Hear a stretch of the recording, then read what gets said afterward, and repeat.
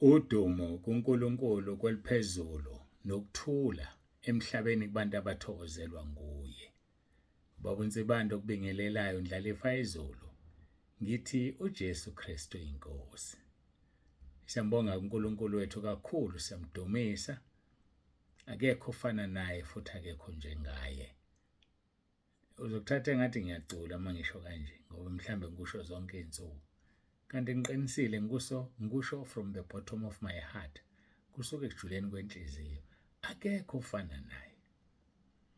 Yazi ngaphambi kuba ngize la estudio 1, studio 3 ngiyaxolisa. Ngaphambi kuba ngize la estudio 3 khona izinto abezambula uNkulunkulu kimi. Ngamangala.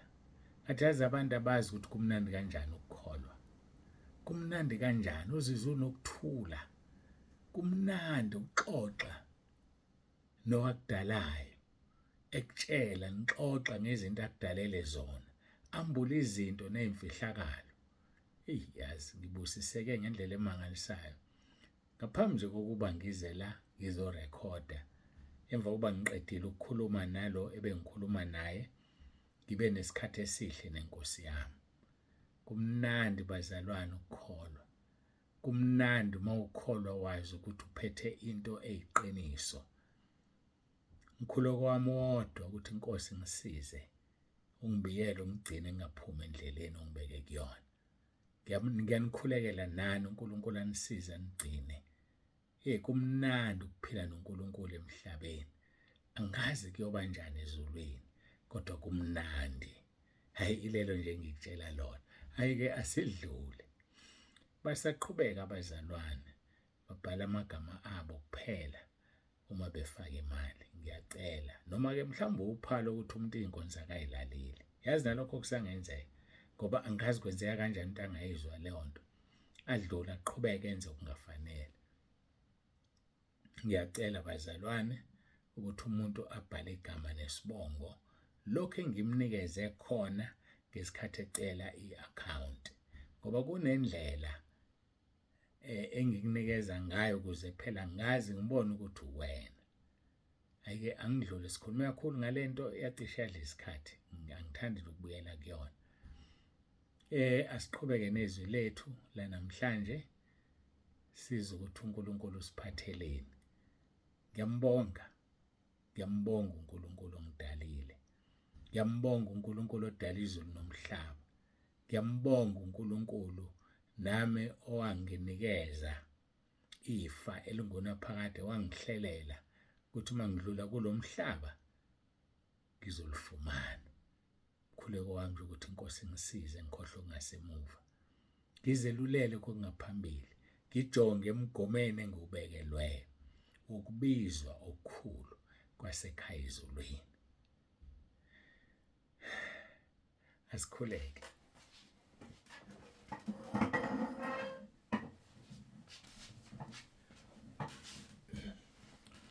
Baba ongcwele, uNkulunkulu wethu nomusa, ngiyayithoba phambi kobuso bakho, ngiyakhuleka, ngiyacela kuba Nkosi ube kanye nathi ngomoya wakho ingcwele, uzambule. Wenzele igama lakho udumo likhazinyuliswe. uJesu Kristu inkosi. Amen.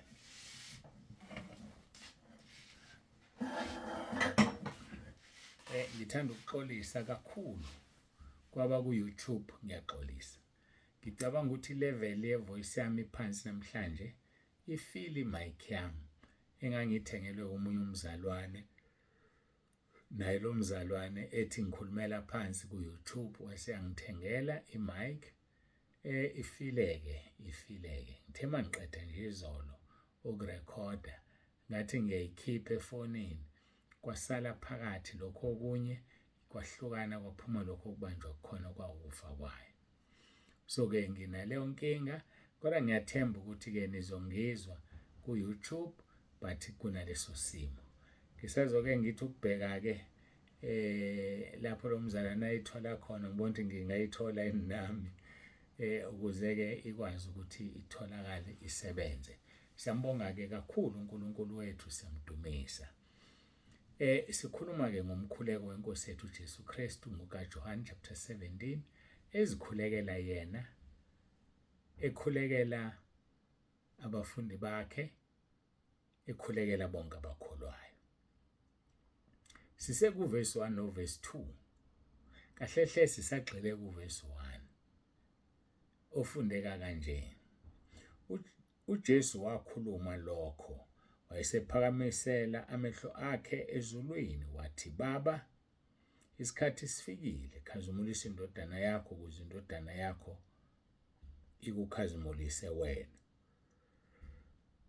Verse number 2. Njengalokhu iphila amandla phezu kwenyama yonke ukuba bonke uyiphe bona ibaphe ukuphila okuphakade. Sikhuluma ngokukhazinyuliswa kweNkosi yethu Jesu Kristu. Ayike asiye lapha-ke esivele sikhona ngokaJohane chapter 12. Mangaphazami sigcine kuvesi 26 izolo kufundeka kanje. Uma umuntu engikhonza akangilandele, nalapho ngikhona mina soba khona nesikhonzi sami. Uma umuntu engikhonza, uBaba uyakumazisa loyo. uNkulunkulu uyamazisa umuntu okhonza uJesu. uNkulunkulu uyamazisa umuntu okhonza indodana yakhe.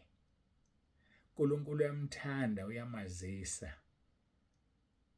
Angazi mina ukuthi kwenzakalani kulaba abathi bakhonza uNkulunkulu ngqo, ngoba obvious ukuthi akamazisi umuntu okhonza yena, kodwa wazisa umuntu okhonza uJesu, ngoba umnikezile igama elingaphezulu wonke amagama, waphinde wamnika ukuba abe yiqiniso, abe indlela esizoya ngayo kuyena uBaba. So isimangaliso lesi sendalo, isimangaliso esidalwe uNkulunkulu, ukuthi uJesu unikezwe zonke izikhiye wayesahlala yena ngendlela ahlezi ngayo engayazi. Ngiyalingeka ukuthi ngithi wahlala wabhala u4, kodwa angimazi uma ubhala u4, ngiyaxolisa, kodwa ngizama ukuchaza ukurelaxa kwakhe. Urelaxile uNkulunkulu ngoba uthathe yonke into. Uthi uJesu kuMatthew 28, ngiphiwa amandla ezulwini nasemhlabeni. Uvele wanikwa kwathiwa mi ususebenzile ndodana, wahamba wayobathenga ngegazi lakho. Verse number 27 kaJohane chapter 12. Kalokhu umphefumulo wami ulusizi, ngiza kuthini na? Baba, ngisindise kulo mzuzu. Kodwa ngenxa yalokhu ngize kulo mzuzu. Baba, khazimulisa igama lakho. Uma silalela leli vesi, uthi uJesu umphefumulo wakho ulusizi. Why umphefumulo kaJesu ulusizi? Ngoba isezwe esiphambanweni. Ngakho weza ukuhlupheka, weza ubuhlungu, loba bulindele kimi nawe masivuma izono. Hayi uvuma izono uhleke nje kube mnandi engathi akwenzeke lutho. Kuyangijabulisa noma nami kungikhalisa ukuze umuntu ovuma izono ekhala. Sekujwayelekile nje kulezi insuku, akhala umuntu ukuqala ukuze kuyophela ekhala. Kuyayithinta inhliziyo yami. Yilo lolu usizo olwalizwa uJesu. Ulindele ukuthi abantu bayisole ngezono zabo. Ulindele ukuthi abantu bakhale ngezono zabo. Ulindele ukuthi abantu babe namahloni ngezono zabo. Hayi umuntu avela ajabule nje axoxe nje kube mnandi ukuthi wayeyisoka yena. Yena wayeyisoka yena. Hayi yena ulalile nje namadoda amaningi. Hayi bafowethu, kuphi kuyisola? Zisola. Angisho ukuthi senizofika ke manje senayikhalisa. Mina anginandaba nokukhala nongakhali kwakho. uNkulunkulu ubona inhliziyo yakho. Uyena othethelelayo. Uyena oyelapha izifo zethu zonke. Kodwa nje mina ngikunika ithiphu, dabuka ngezono zakho. Ngoba amaHubo 51 verse 17 ukhuluma kahle uDavide lapho. Uthi umnikele uNkulunkulu angawudeleli inhliziyo yaphukileyo nomoya udabukileyo. Yilento kufanele sibe nayo. Uthi kuJesu, kalokhu umphefumulo wami ulusizi, ngiza kuthini na? Usekhuluma noBaba wakhe. Baba, ngisindise kulo mzuzu.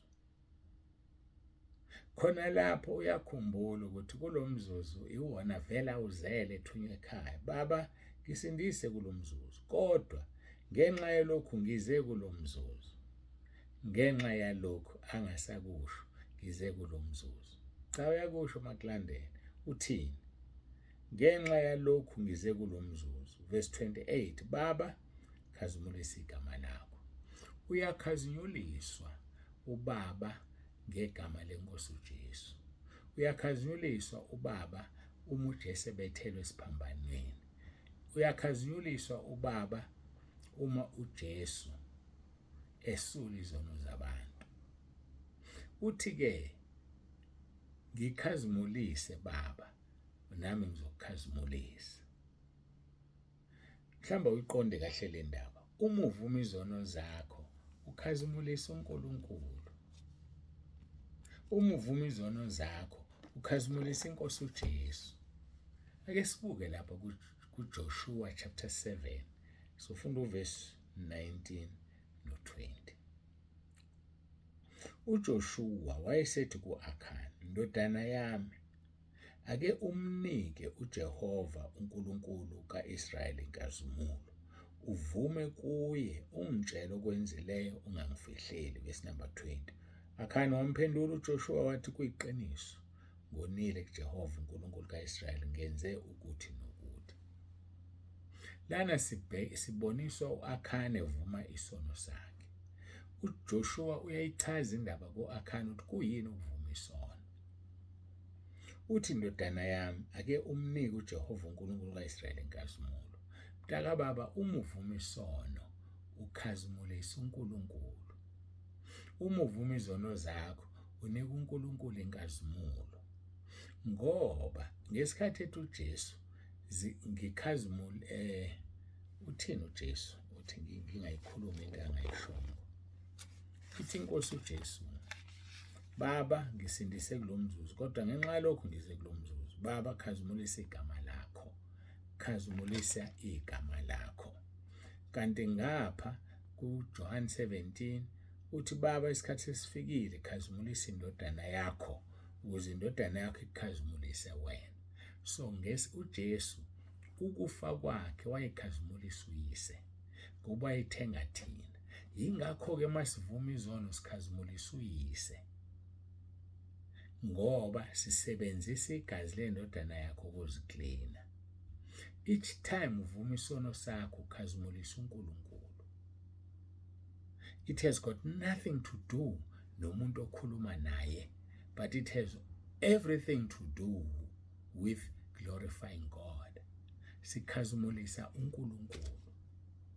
uNkulunkulu ufuna simkhazimulise ngokuthi sivume izono zethu. Ngofunda uJoshua chapter 7 verse 19 and 20. Ndodana yami, ake umnike uJehova uNkulunkulu ka-Israyeli inkazimulo. Ake umnike uJehova uNkulunkulu ka-Israyeli inkazimulo. Uvume kuye, ungitshele okwenzile, ungangifihleli. Bazalwane, ngesathi uvuma isono sakho awusivumi kuba uNsibande. Uma uvuma isono sakho uzivuma kuNkulunkulu. Kodwa utshela ubaba uNsibande ngoba uyena okufanele akukhulekele, akucelele uxolo. But uma uvuma isono sakho awusivumi kuba uNsibande. Naye unezakhe azivumayo. Uma uNkulunkulu emkhumbuza namanje uyasivuma esakhe. So siphilela ukuziklina la. 1 John chapter 3 verse 3 lithi bonke abanethemba bayazihlambulula kuye ngoba yena ehlambulukile. Iwona umsebenzi esiwenzayo la emhlabeni, ukuzigeza, ukuziklina. Ngesikhathi wenze njalo unika uNkulunkulu inkazimulo. Unika uJesu inkazimulo ngoba sihlanzwa ngegazi lakhe. Emva ubunika uJesu inkazimulo wenzani yena? Ukhazimulisa wena. Angithi umzila uJesu, Baba, sesifikile isikhathi, khazimulisa indodana yakho ukuze indodana yakho ikukhazimulise. So ngesikhathi thina sivuma izono, sikhazimulisa uNkulunkulu, sihlaza uSathane. Ngamanye amagama, ngesikhathi wenza isono wena uhlaza uNkulunkulu, uhlaza uJesu, phakamisa uSathane ngoba wenza isono. But mase sizivuma izono zethu, uthembekile ulungile ukuba sithethelele. immediately uvuma izono zakho, ukhazimulisa uJesu indodana kaNkulunkulu, ukhazimulisa uNkulunkulu uqobo. Uthi-ke uJoshua ku-Akhani, ndodana yami, ake umnike uJehova uNkulunkulu ka-Israyeli inkazimulo, uvume kuye, ungitshele okwenzileyo, ungangifihleli. Khona abantu abangifihlelayo, ningangifihleli. Kodwa yazi engqondweni yakho ukuthi awuvumi kimi, uvuma kuJesu uqobo lwakhe, ngoba ngalesi sikhathi u-Akhani ethi vuma kuJehova, uJesu wayengakafiki. So masivuma izono zethu, sizivuma kuJesu wasithenga ngegazi lakhe. Vuma izono zakho, unika uNkulunkulu inkazimulo, unika uJesu inkazimulo, ukhazimulisa igama lakhe, njengoba uJesu ethi kubaba wakhe, khazimulisa indodana yakho ukuba nayo ikukhazimulise. John 17:1. Baba, isikhathi esifikile, khazimulisa indodana yakho ukuze indodana ikukhazimulise wena. So each time sivuma isono, sikhazimulisa uNkulunkulu, ngoba ngaleliya langa mhla usenza, wawumjivaza uNkulunkulu, wawumhlaza, wawumjivaza uJesu, wawumhlaza, wawuzigwazela yena. Yikho kuthiwe mayesebuya nabo abamgwazayo bayakumbona balile. Yibaphi abamgwazayo? Yibo bonke abamgwaza ngaleso sikhathi nabasamgwaza manje. Ungabiki ingxenye abamgwazayo, ngoba ukuze umgwaze manje kusho ukuthi wenze njani wena? Udla isono. uNkulunkulu akayifuni leyo nto, udla isono. Musuke udla isono, ngoba uma udla isono wenzani? Uma udla isono uhlaza uJesu, uhlaza uNkulunkulu, unika uSathane inkazimulo le akangayidingi. Thina okwethu vuma isono sakho, ngitshele iqiniso, ngitshele okwenzileyo, kodwa wazi ukuthi awuvumi kubaba uNsibanda, uvuma uNkulunkulu uqobo lwakhe. Ndodana yami, ake umnike uJehova uNkulunkulu ka-Israyeli inkazimulo, uvume kuye, ungitshele okwenzileyo, ungangifihleli. Akhani wamphendula uJoshua wathi, kuyiqiniso, ngonile kuJehova uNkulunkulu ka-Israyeli, ngenza ukuthi nokuthi. Enye into ecacisa kahle lokho esikhuluma ngakho indaba kaJobe. Indaba kaJobe iyakucacisa kahle lokho. Indaba kaJobe. Uma siya lapha kuJob, i-last chapter, siyithola lento. Uma uqala lapha ku-verse 7, yasibona sona isikhathi sinje. Kwathi lapho uJehova esekhulumile lawo mazwi kuJobe, uJehova wathi ku-Elifazi umThemani, intukuthelo yami yavuthela wena nabangani bakho ababili ngokuba nikhulumanga okulungileyo ngami njengenceku yami uJobe. Abazange bakhuluma abangani bakhe.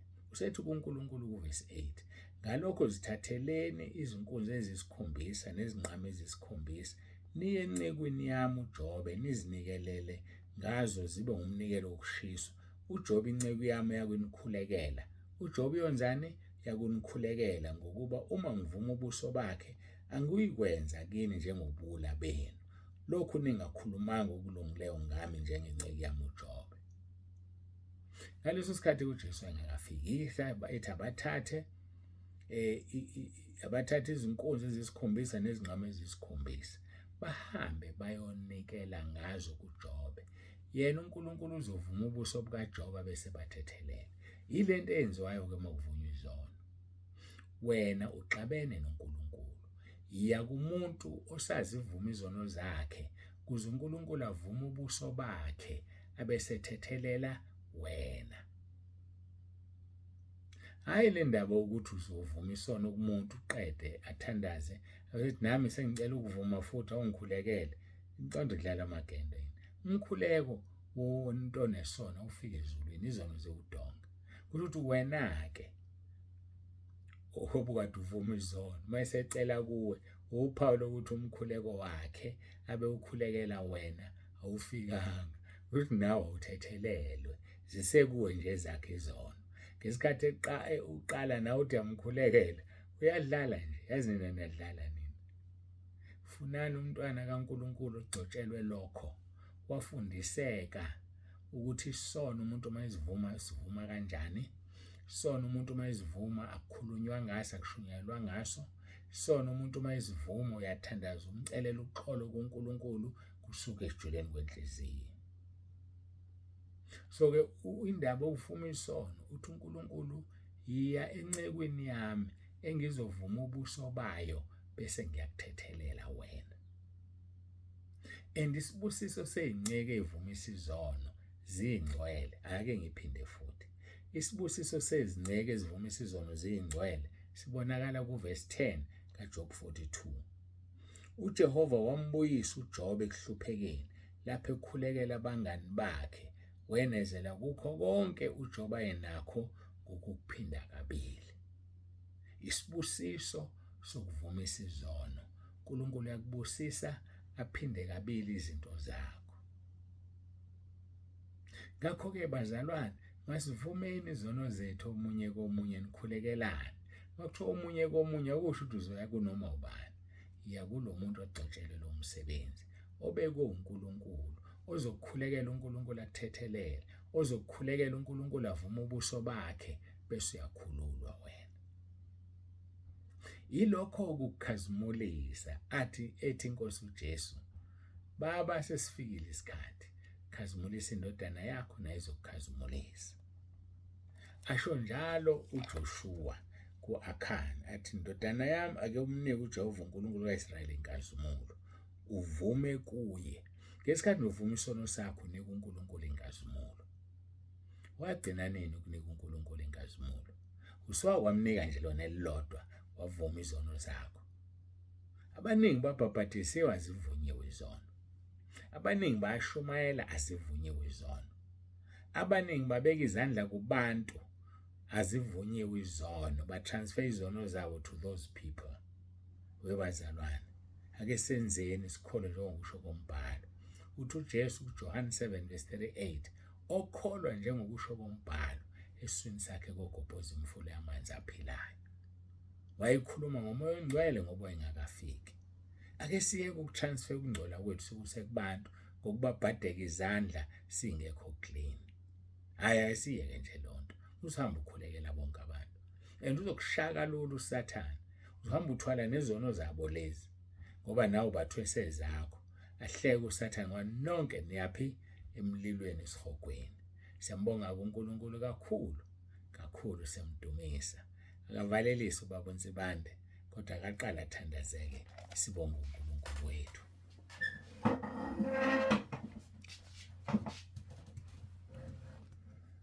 Baba, egameni likaJesu ophilayo, uNkulunkulu wethu onomusa, ngiyayithoba ngaso lesi sikhathi. Sibonga uthando oluvela kuwena, udumo lonke lungolwakho lukufanele. Izikhathi zingakabikho namanje kuze kube phakade. uNkulunkulu wethu siyabonga, busisa bonke abalalele, ubabiyele, ubagcine, bahlale ezwini lakho. Noma umoya wombuso ubavukela bangayishinda uyabo. Siyabonga uJesu Kristu inkosi. Amen. Siyambonga uNkulunkulu wethu kakhulu, siyamdumisa. Akekho ofana naye, akekho njengaye. uJesu Kristu inkosi. Ubaba uNsibande uyavalelisa uthi ube nosuku olubusisekile. uJesu Kristu inkosi.